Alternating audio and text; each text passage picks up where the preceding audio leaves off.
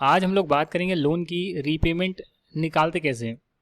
अगर आपको ये सॉफ्टवेयरली निकालनी है, फॉर्मूले के थ्रू निकालनी है, तो कैसे पता लगाओगे कि लोन की ईएमआई कितनी होगी। ये फॉर्मूला समझाने से पहले मैं आपको एक सिंपल चीज़ समझाना चाहता हूँ। मान लेते हैं कि आपने 1 लाख का लोन लिया है, तो ये आपका हो गया 1 लाख का लोन। ये आपका हो गया 1 लाख का लोन। आपने ये 10% के इंटरेस्ट रेट पर लिया है, तो इंटरेस्ट रेट हो गया 10%। अगर ये 1 लाख का लोन आपको मान लेते हैं 5 साल बाद देना है, 5 ईयर्स के बाद आपको ये चुकाना है, पर हर साल आप इस पर जो है इंटरेस्ट देते जाएंगे, तो इसका मतलब हर साल का जो इंटरेस्ट है वो करीब करीब आपका 10,000 रुपये का निकलेगा। तो हर साल आप 10,000 रुपीज़ का इंटरेस्ट देंगे और 5 साल के बाद आप लास्ट ईयर का इंटरेस्ट तो देंगे ही, और 1 लाख रुपये जो बचे हैं उसे भी आप चुका देंगे। पर ईएमआई में ऐसा नहीं होता। ईएमआई में होता है कि आपको हर महीने थोड़ा थोड़ा अमाउंट देना है। मान लेते हैं कि इंटरेस्ट रेट जो है वो आपका 10% है, और मान लेते हैं कि आपको रीपेमेंट करनी है जो कि करीब करीब 20,000 की है, तो आप हर साल जो है 20,000 की रीपेमेंट करते जाएंगे। अब यहाँ पर समझने वाली बात दोस्तों ये है कि जो पहले साल आपने ईयर 1 में आपने 20,000 की पेमेंट करी, पूरे साल में आप 20,000 पे करेंगे। अब कितने साल का बनेगा वो देखना पड़ेगा, ईयर यहाँ पे डिफाइंड नहीं है।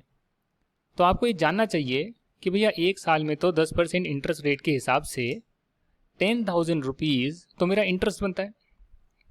और अगर मैं मान लो इसको मान लेता हूँ 17,000 ले लेता हूँ, मान लेते हैं, तो यहाँ पर जो है 17,000 अगर आप दे रहे हैं हर साल, तो पहले साल आप ये कह सकते हैं कि 17,000 में 10,000 रुपीज़ जो है वो मेरा इंटरेस्ट का पोर्शन है, और 7,000 जो है वो मेरा प्रिंसिपल का पोर्शन है। तो ये इंटरेस्ट का पोर्शन, ये प्रिंसिपल का पोर्शन। अगर यहाँ पर आप देखें बैलेंस कितना बचा हुआ है, तो आप इसमें ये कह सकते हैं बैलेंस जो बचा है 1 लाख में से मैंने भले ही यहाँ पर 17,000 पे करा हो, पर 1 लाख में से 7,000 ही प्रिंसिपल के नाम का गया है, प्रिंसिपल के नाम का गया है। बाकी जो है वो तो इंटरेस्ट के नाम का गया है। जो आपका सेकेंड ईयर होगा उसमें आपको जो है 93,000 रुपीज़ ही आपके बाकी हैं, और जो इंटरेस्ट लगेगा, ये बहुत इंटरेस्टिंग बात है, जो इंटरेस्ट लगेगा वो आपका इंटरेस्ट बैलेंस अमाउंट पर लगेगा। ये आपको पता होना चाहिए। रीपेमेंट तो आपने 17,000 की करी है जी, पर क्योंकि आपने जो रीपेमेंट करी उसमें इंटरेस्ट का पोर्शन हटाकर मैंने देखा कितना बनता है, और उससे मैंने अपने प्रिंसिपल को कम कर लिया, इसीलिए नेक्स्ट ईयर मेरा जो इंटरेस्ट बन रहा है वो कम बन रहा है। और दूसरी भाषा में इस 17,000 में अगर 9,300 इंटरेस्ट है, तो अब 7,700 जो है वो प्रिंसिपल की रीपेमेंट हो गई है। और मैं ये कह सकता हूँ कि मेरा अब जो प्रिंसिपल बचा होगा वो मेरा करीब करीब 85,300 का बचा होगा। इसको मैं ड्रैग कर सकता हूँ, इसको मैं ड्रैग कर सकता हूँ कंट्रोल डी प्रेस करके, या कॉपी कर भी पेस्ट आप कर सकते हैं। इसे भी मैं कॉपी पेस्ट कर सकता हूँ, और इंटरेस्ट जो कैलकुलेट किया जा रहा है इसे भी कॉपी पेस्ट कर सकता हूँ, इसे भी कॉपी पेस्ट कर सकता हूँ। तो यहाँ पर अगर आप इसे ड्रैग करते रहेंगे तो आप यहाँ पाएंगे कि करीब करीब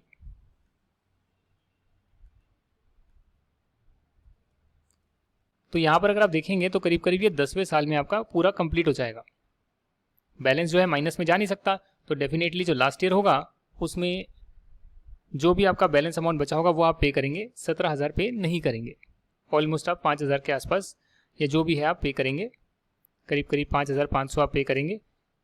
देख सकते हैं यहाँ पर बैलेंस नेगेटिव हो गया है, तो 5,450 करीब आप ऐसे कर आप रीपेमेंट करेंगे।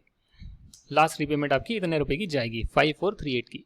तो ये मैंने मैनुअल करा है, इसमें ज़्यादा मैंने फॉर्मूले यूज़ नहीं करे, बट आपको समझाया कि कैसे अगर एक एक साल में रीपेमेंट हो रही है तो उस केस में आप हर साल रीपेमेंट तो सेम होती है, बट उसमें कुछ प्रिंसिपल और कुछ इंटरेस्ट का अमाउंट होता है जो आपको हटाकर देखना होता है कि प्रिंसिपल आपका कितना कम हुआ, ताकि आप बैलेंस अमाउंट पर इंटरेस्ट लगा सकें।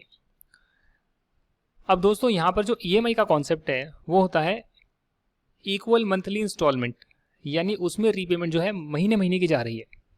अब आप सोच कर देखिए कि जो इंटरेस्ट रेट आपको गिवन है, ये आपको इंटरेस्ट रेट 1 साल की गिवन है, जिसे हम पर एनम बोलते हैं। अगर मैं हर महीने का निकाल लूँ कि हर महीने में जो है मेरी जो इंस्टॉलमेंट है वो 17,000 की है या 5,000 की है, मंथली इंस्टॉलमेंट, तो उस केस में कुछ ना कुछ जो है लफड़ेबाजी हो जाएगी। जैसे मैं यहाँ पर सेम एग्जांपल ही लेता हूँ दोबारा से, और यहाँ मैं एनुअल की जगह पर मंथली रिपेमेंट कर देता हूँ,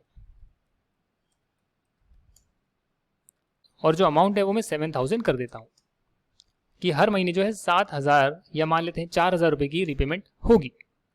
लोन का अमाउंट जो है वो करीब है 3 लाख रुपये, और 4,000 रुपये जो है मैं हर महीने के पे करूँगा। इंटरेस्ट जो है मेरा 10% का ही है। पर यहाँ आप देख सकते हैं कि अगर मैं देखूँ कि इंटरेस्ट कितना बना पहले महीने में, मान लेते हैं कि अगस्त 21 का महीना है, तो यहाँ पर आप देखेंगे कि इंटरेस्ट जो मैं कैलकुलेट कर रहा हूँ वो तो मैं पूरे साल का कैलकुलेट कर रहा हूँ, 10% पे नहीं, 10% रेट पर मैं कैलकुलेट कर रहा हूँ। ये गलत नहीं हो गया? मुझे तो एक महीने का इंटरेस्ट जोड़ना चाहिए ना, तो इसको मैं 12 से डिवाइड करूँगा। तो अब जो है 2,500 का इंटरेस्ट आया है पहले महीने का, क्योंकि अब मैं एनुअल की जगह महीने का देख रहा हूँ, इसीलिए जो इंटरेस्ट साल का गिवन है उसे मैंने महीने के इंटरेस्ट में कन्वर्ट किया है। और फिर मैंने ये देखा कि अच्छा 2,500 अगर इंटरेस्ट है तो बाकी का बैलेंस 1,500 प्रिंसिपल होगा, और इससे मेरा प्रिंसिपल जो है 1,500 रुपये से कम हो गया है। और यहाँ पर मैं ऐसे इसको कर सकता हूँ, नीचे में ड्रैग कर सकता हूँ इसको, राइट। और अगर मैं अगस्त की जगह पर यहाँ सितंबर कर दूँ, महीना चेंज कर दूँ, और इन दोनों को पकड़कर खींचूँ नीचे, तो ये देखो आप देख सकते हैं कैसे ही नीचे तक ड्रैग हो रहा है। ज़्यादा आगे तक मैंने खींच दिया, डोंट वरी एट ऑल। इसको ज़रा एक बार चेक कर लेते हैं, इसको यहाँ पर चेक कर लेते हैं। तो देखो चले जा रहे चले जा रहे चले जा रहे हैं, यहाँ पर जाकर करीब करीब ये ख़त्म हो रहा है। मतलब कि जून 31 में ये ख़त्म हो रहा है कि अगर आप जो है हर महीने जो है 4,000 की रिपेमेंट करेंगे तो एक साल की बनेगी आपकी करीब करीब 48,000, पर उसमें काफ़ी पोर्शन इंटरेस्ट का भी होगा और बाकी बैलेंस जो है प्रिंसिपल का होगा। टोटल करके देख सकते हो प्रिंसिपल करीब करीब आपका 3 लाख के आसपास ही बना है। तो ऐसे कर कर आप अगस्त 21 से शुरू करेंगे, फिर 22, 23, 24 करते करते धीरे धीरे आपका प्रिंसिपल कम होगा। और ये अगर प्रिंसिपल मान लेते हैं 1 लाख रुपए का होता, अगर 1 लाख रुपए का होता तो बहुत जल्दी आपका जो है 2-3 साल में ही ये कंप्लीट हो जाता, यहाँ तक खींचना भी नहीं पड़ता। तो इसे बोलते हैं लोन रिपेमेंट शेड्यूल। जो आपका पीएमटी फंक्शन होता है, पीएमटी फंक्शन, उसको आप इक्वल टू पीएमटी डाल के कैलकुलेट कर सकते हैं। जैसे इक्वल टू पीएमटी लिखेंगे और यहाँ पर ओपन करने के बाद F6 दबाएंगे तो ये सारा का सारा जो है डिटेल ओपन हो जाएगी। अब यहाँ पर आपको बोला रेट सेलेक्ट करिए, तो रेट आप कौन सी सेलेक्ट करेंगे, एनुअल रेट या फिर मंथली रेट? भैया अगर मंथली रिपेमेंट हो रही है तो मंथली रेट, क्वार्टरली रिपेमेंट हो रही है तो क्वार्टरली रेट। जिस हिसाब से रिपेमेंट हो रही है उस हिसाब से आप रेट को डालेंगे। नंबर ऑफ पीरियड्स कितने हैं, मान लेते हैं कि मुझे 2 लाख का लोन लेना है या 20 लाख का लोन लेना है जो भी यहाँ गिवन है, और मैं 12 साल के लिए लेना चाहता हूँ। बट 12 साल के लिए ले रहा हूँ तो मेरी रीपेमेंट हर साल एक नहीं हो रही, हर महीने एक हो रही है। तो नंबर ऑफ रीपेमेंट्स कितनी है, एक साल में कितनी रीपेमेंट हो रही है, 12 हर महीने की। तो टोटल रीपेमेंट कितनी होगी वो मैंने यहाँ डाल दिया कि भाई टोटल रीपेमेंट इतनी होनी है, ठीक है ना। प्रेजेंट वैल्यू जो अभी की वैल्यू है वो 20 लाख रुपए है। तो बताइए क्या आप कैलकुलेट करेंगे पेमेंट बिगिनिंग में हो रही है या एंड में हो रही है? तो ये आप डाल सकते हैं, मतलब कि महीने के आखिरी में पेमेंट होती है, महीने के बिगिनिंग में, उससे क्या फ़र्क होगा। अब 2 लाख आपने लिए या 20 लाख रुपए आपने लिए और रीपेमेंट आपने पहले ही कर दी, पहले महीने के बिगिनिंग 1 तारीख को कर दी, तो फिर इंटरेस्ट जो है वो बैलेंस अमाउंट पर लगेगा। और अगर आप रीपेमेंट मंथ के एंड में कर रहे हैं तो उस केस में इंटरेस्ट जो है वो एंड में कैलकुलेट होगा। तो इसलिए जो है 0 और 1 का होता है, अलग अलग बैंक्स जो है अलग अलग सिस्टम निकालते हैं। अगर आप इसको कैलकुलेट करेंगे तो ये करीब करीब सेम ही आ रहा है, और क्योंकि नेगेटिव में आ रहा है तो आप इसमें माइनस साइन यहाँ लगा सकते हैं ऐसे, और ये आपकी 21,649 की जो है मंथली रीपेमेंट बन गई है। तो अगर आप इसका लोन रिपेमेंट शेड्यूल बनाएंगे और अब स्टार्ट कर रहे हैं जून 20 से रिपेमेंट करना 20 लाख रुपए का, जिसका इंटरेस्ट जो है वो 8% रेट पर है, बट कितना है वो तो कैलकुलेट करना पड़ेगा, वो आपने कैलकुलेट कर लिया, 1 महीने का इंटरेस्ट कैलकुलेट कर लिया, प्रिंसिपल बैलेंस अमाउंट आ गया कि भाई इतना इंटरेस्ट है, रीपेमेंट हमारी फिक्स्ड है 21649, तो प्रिंसिपल आपका कितना होगा इस पर्टिकुलर इंस्टॉलमेंट में। बैलेंस अमाउंट आपका आउटस्टैंडिंग है, यानी कि ओपनिंग में से आपने प्रिंसिपल का पोर्शन माइनस करा तो आउटस्टैंडिंग आया, जो अगले महीने का ओपनिंग बन गया। और इस फॉर्मूले को आपने ड्रैग किया, और इस फॉर्मूले को आपने ड्रैग करा तो करीब करीब आप देखते हैं कि मई 32 में जाकर आपके 20 लाख रीपे हो रहे हैं। यानी 12 सालों में 20 लाख रुपीज़ का अगर आपने लोन लिया था IIM की एजुकेशन के लिए, अगर 12 साल का लिया था, तो वैसे 2-3 साल का होता है, 4 साल का होता है, बट फिर भी आप देख सकते हैं कैसे आपने 20 लाख को पे करा। तो ये चीज़ होती है। जैसे ही आप इंस्टॉलमेंट का पोर्शन बढ़ाएंगे, यानी कि इसको आप डबल करेंगे, मान लेते हैं 40,000 कर देते हैं आप इसे, और इसको कॉपी कर पेस्ट कर देते हैं, तो आप यहाँ पाएंगे कि जैसे ही आपने इंस्टॉलमेंट को डबल करा, इसका जो है रिपल इफेक्ट हो गया। जैसे कि 32 में पेमेंट होने की बजाय आधा होना चाहिए था, मतलब कि 32 की जगह पर जो है 6 साल पहले हो जाना चाहिए था, 12 की जगह 6 साल कम में हो जाना चाहिए था अगर आप रीपेमेंट डबल करेंगे तो। बट यहाँ आप देखते हैं कि आपका वो 5 साल में ही कंप्लीट हो गया, मतलब 2020 से अगस्त 25 तक ही आपका जो है सारी रीपेमेंट हो गई। और यही अगर आप करीब करीब जो है इसको 21,000 के आसपास कर लेते, यानी आधा भी नहीं, तो आपका सीधा सीधा जो है 5 साल की जगह 12 साल लग रहे थे। और इस केस में अगर आप इंटरेस्ट देखेंगे दोस्तों, तो आप भी हैरान हो जाएंगे कि 5 सालों में रीपेमेंट डबल करने से आपने कितना जो है इंटरेस्ट दिया।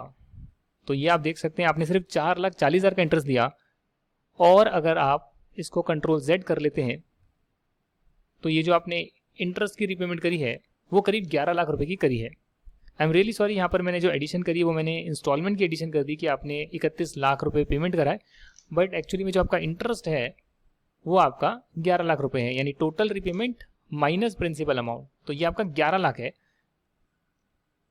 40,000 कर देने से, इंस्टॉलमेंट को डबल कर देने से आपने कंसिडरेबली जो है अपने इंटरेस्ट को कम कर लिया, लोन के रीपेमेंट पीरियड को कम कर लिया, और बहुत सारे पैसे आपने बचा लिए। तो एक बहुत अच्छी टेक्निक होती है कि जब भी लोन ले, जितने पीरियड का लेना है, अगर कोशिश करें उसका आधा पीरियड कर सकें, तो प्रेशर ज़रूर होगा आपको, फाइनेंशियल कंस्ट्रेंट ज़रूर होगा, बट उससे आप बहुत जल्दी जो है रिकवर कर लेंगे अपनी कटौती करके, और बहुत सारे पैसे आप इंटरेस्ट के बचा लेंगे। ये मेरी एडवाइस है। अगर आप भी ज्वाइन करना चाहते हैं एक्सेल का फुल कोर्स, तो सब्सक्राइब करें LearnZup ऐप में, या फिर हमारी वेबसाइट learnzup.com पे 1 year subscription of Microsoft Excel with certification of basic Excel course at just 500 rupees. Price may increase in future, so join as soon as possible. Thank you for watching it. I wish you all the best. Jai Hind and bye-bye.